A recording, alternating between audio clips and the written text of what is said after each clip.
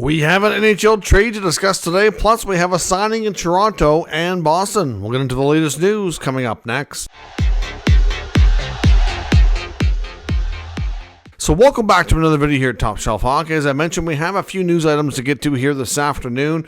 On January the 3rd, we have a trade between Pittsburgh and Buffalo.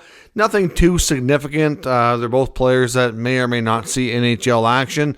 But the Pittsburgh Penguins have traded left wing prospect Bennett MacArthur to the Buffalo Sabres in exchange for Colton Poolman.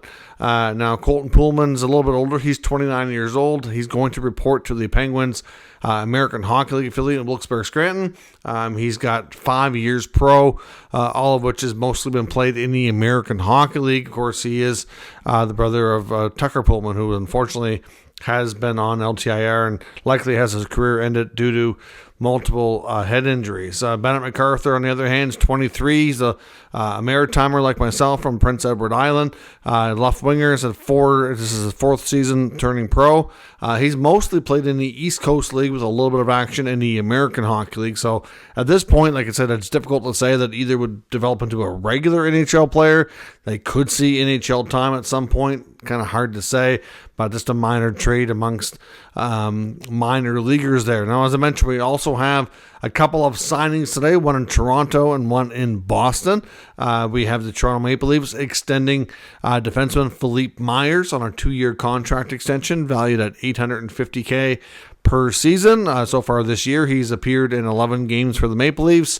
Certainly somebody who's had a lot of injuries throughout his career, but he's been a little bit healthier the last number of seasons. I know early on when he started with the Philadelphia Flyers, he battled a lot of issues with his knees and stuff, but he's been a lot healthier as of late. For the most part, he's not always in the lineup, except with the number of games he's played for Toronto, but they do seem to like what he brings, and there was reports that we discussed just in this past week. I believe it was Kevin Weeks, at the Insider, that reported that the Leafs and Myers were working on an extension.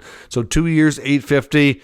If things don't work out, it's a contract that can be fully buried in the American Hockey League. At the very least, he can add value to the Marlies, and they can use him sparingly in the NHL if they continue to keep the same type of usage with him here for the time being. So Myers stays in Toronto on a 2-year deal, and the Boston Bruins have signed Mark Kastelic on a 3-year contract. Kastelic has an average annual value in this new deal of $1.5 million, so it's a pretty good raise for him. Of course, he was acquired in the big deal in the summertime between the Bruins and the Ottawa Senators, where we saw Linus Ullmark be the primary piece go to the Senators in exchange for Jonas Korpisalo and Mark Kastelic, and I believe there was a pick in there too, if I'm not mistaken.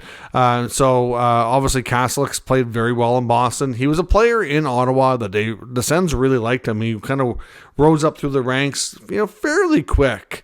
A lot of people thought he might be the future number 4 center.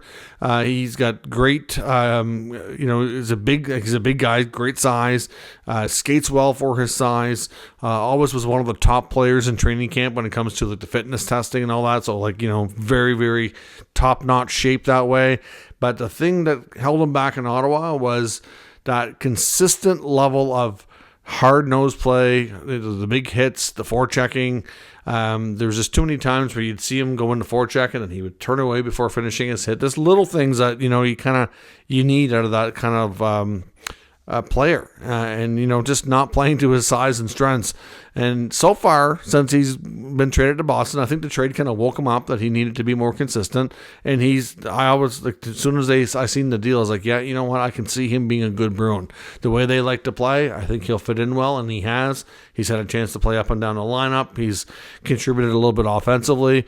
So to be honest, I think this is a great contract. Nice to see Kastelic kind of find a little bit more consistency and get rewarded with a 3-year extension. So that's a good deal for him as well. So let me know your thoughts on the trade and the signings. We'll be back with a video a little bit later. Lots of other news around the NHL today. We're going to be talking about the World Juniors and the quarterfinals that went down yesterday. We have news from the waiver wire, some more trade talk as well. So stay tuned. That's coming up here in just a little bit. Thanks for watching, and I'll catch you next time.